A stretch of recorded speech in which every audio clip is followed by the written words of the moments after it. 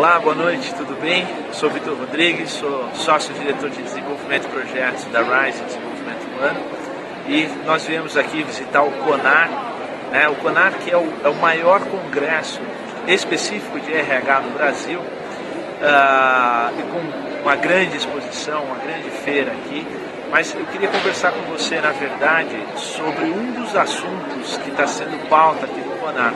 Ontem, eles tiveram uma reunião dos presidentes das 150 maiores empresas do Brasil, que representa 40% do PIB nacional, e diversos assuntos foram discutidos, mas o principal assunto, aquilo que ficou evidente como primeira prioridade a ser modificado, tem a ver com a questão de mudança cultural.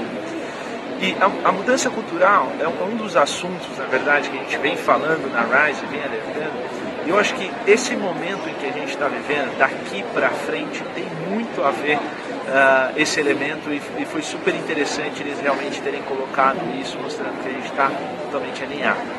Mas por que mudança cultural e o porquê da gente mudar, uma das questões que tem a ver com a mudança da cultura é que, a partir desse momento, para a gente se tornar um país com uma representatividade grande e para se tornar um país em que as coisas começam a ter relevância, começam a ter uma mudança para a gente figurar como um dos grandes players do mercado, a gente precisa fazer com que as pessoas dentro das companhias mudem um pouco a sua relação.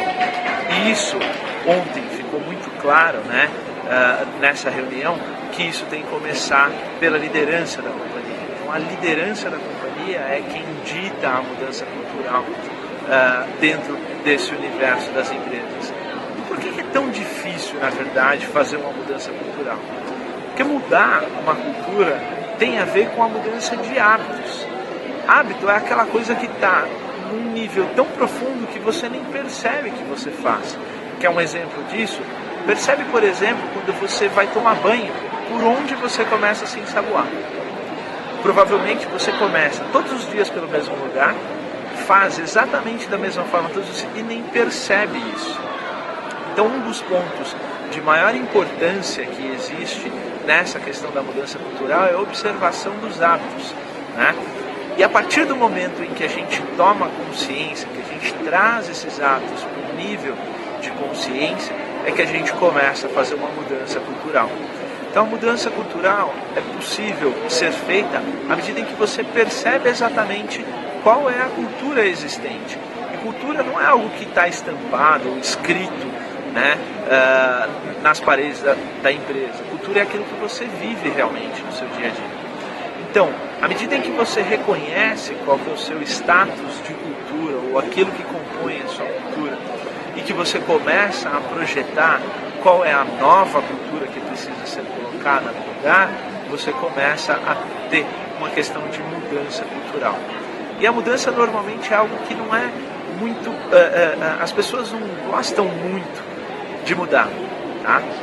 Por que as pessoas não gostam? Porque elas estão acostumadas. Como eu disse, está no nível de hábito, então estou acostumado. À medida em que eu começo a mudar, eu preciso adquirir novos hábitos.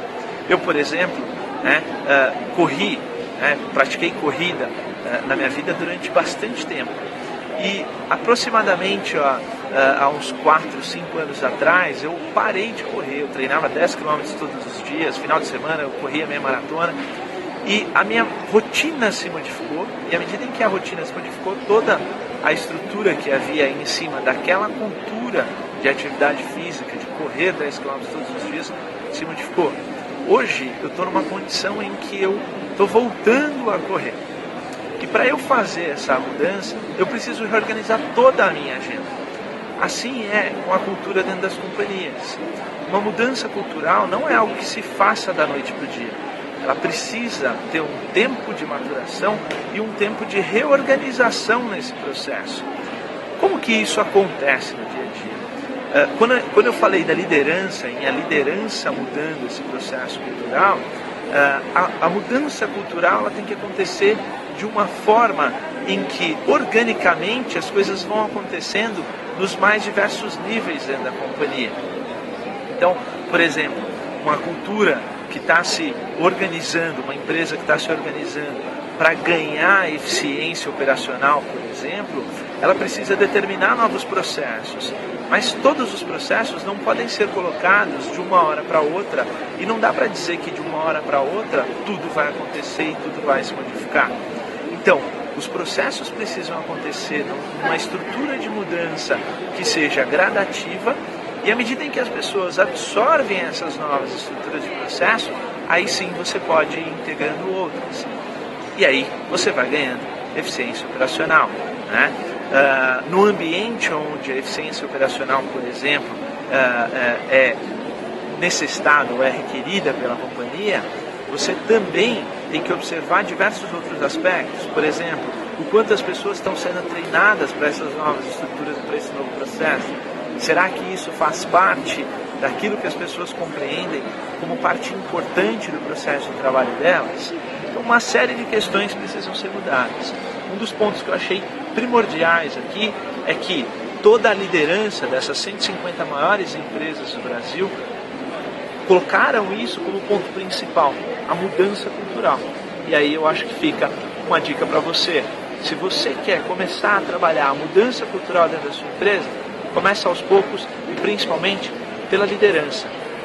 Determina quais são os processos de mudança cultural que você quer, qual é a nova cultura que eu quero determinar e qual é o passo a passo para que isso aconteça. O que eu começo primeiro, depois que isso estiver instalado, qual é o próximo ponto? Tá aí mais uma dica da Rise Desenvolvimento Humano para você trabalhar a mudança dentro da sua empresa. Um abraço.